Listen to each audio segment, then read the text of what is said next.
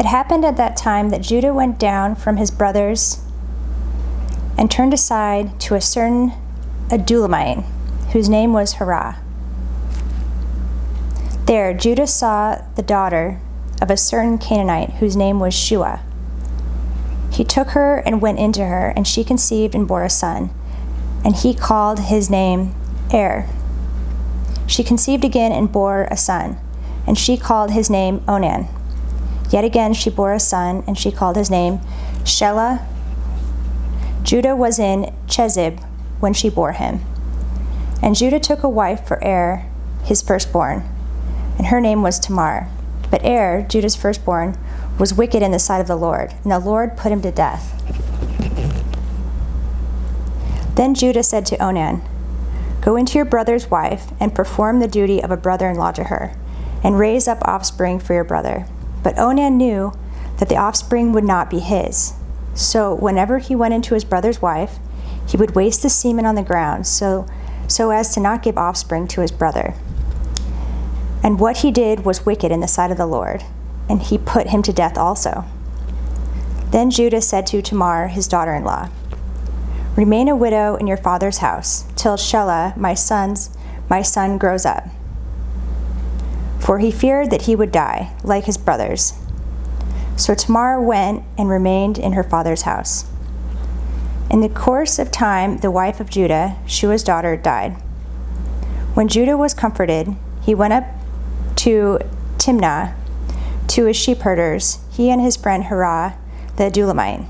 And when Tamar was told, "Your father-in-law is going up to Timnah to shear his sheep," she took off her widow's garments and covered herself with a veil, wrapping herself up, and sat at the entrance of Enaim,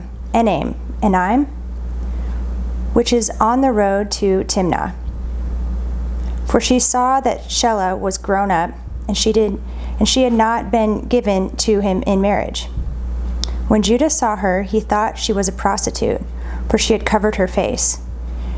He turned to her at the roadside and said, "Come, let me come in to you," for he did not know that she was his daughter-in-law. She said, "What will you give me, that you may come in to me?" He answered, "I will send you a young goat from the flock." And she said, "If you give me a pledge until you send it."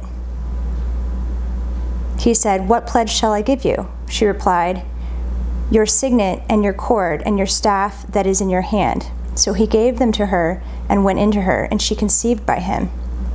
Then she arose and went away. Taking off her veil, she put on the garments of her widowhood. When Judah sent the young goat by his friend to the Adulamite to take back the pledge from the woman's hand, he did not find her.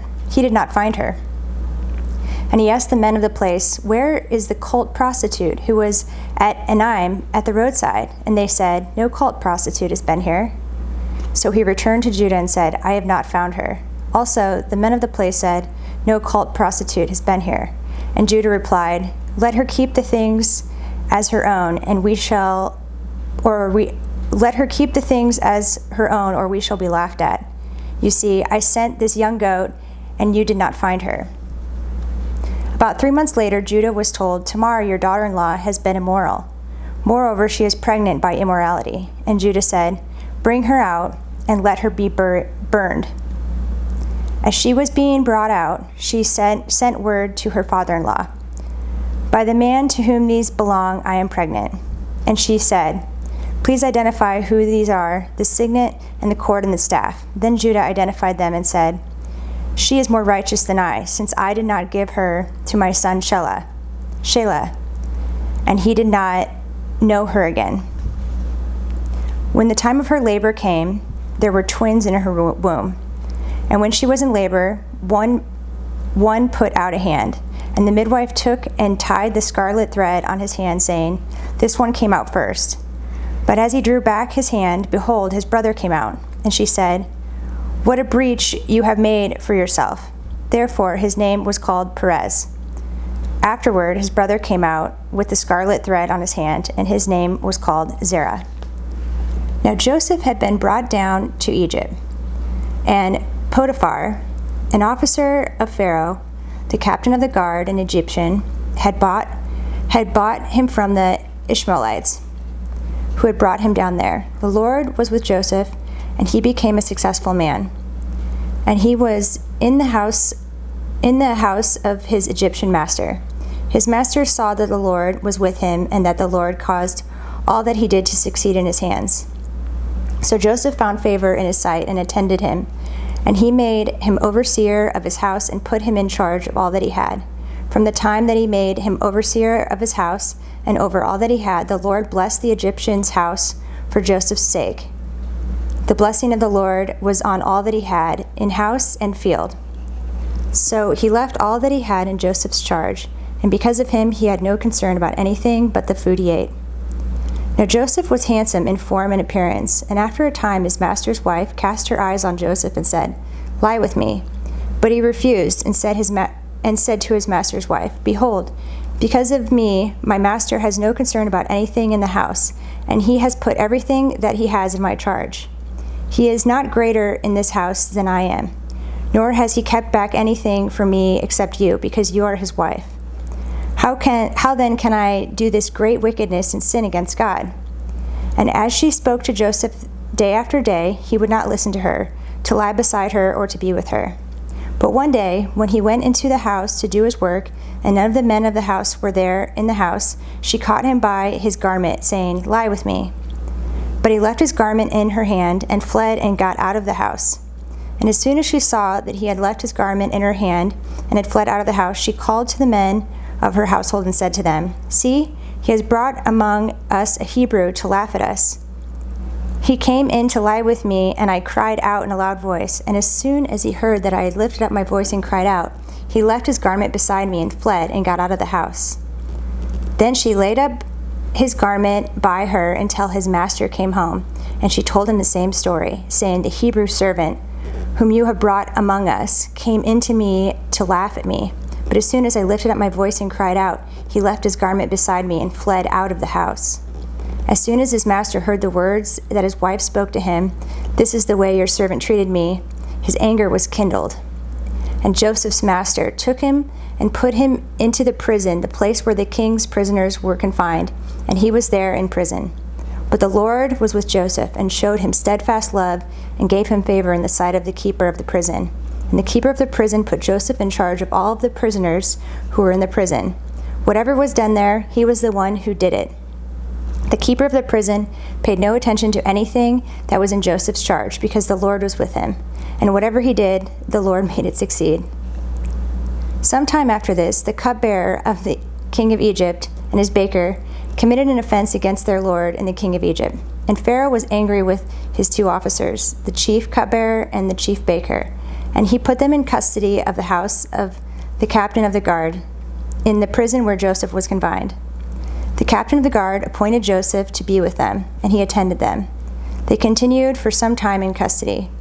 And one night they both dreamed, the cupbearer and the baker of the king of Egypt, who were confined in the prison, each his own dream, and each dream with its own interpretation.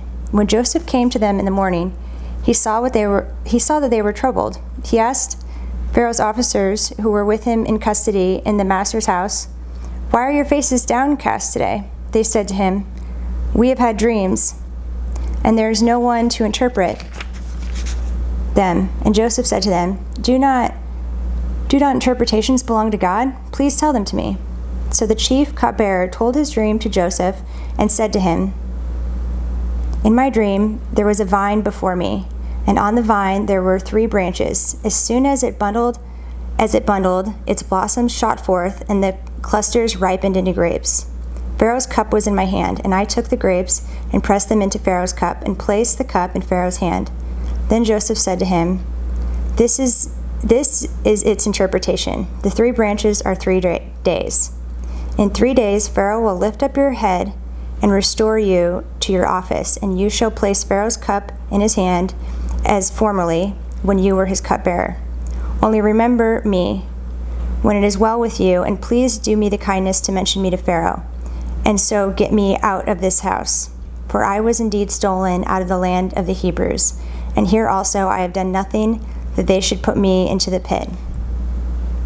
When the chief baker saw that the interpretation was favorable, he said to Joseph, "I also had a dream. There were 3 cake baskets on my head, and in the uppermost basket there were all sorts of baked food for Pharaoh. But the birds were eating it out of the basket on my head." And Joseph answered and said, "This is its interpretation. The 3 baskets are 3 days. In 3 days Pharaoh will lift up your head from you and hang you on a tree, and the birds will eat the flesh from you." On the 3rd day, which was Pharaoh's birthday, he made a feast for all his servants and lifted up the head of the chief cupbearer and the head of the chief baker among his servants. He restored the chief cupbearer to the position, and he placed the cup in Pharaoh's hand. But he hanged the chief baker as Joseph had interpreted to them. Yet the chief cupbearer did not remember Joseph, but forgot him.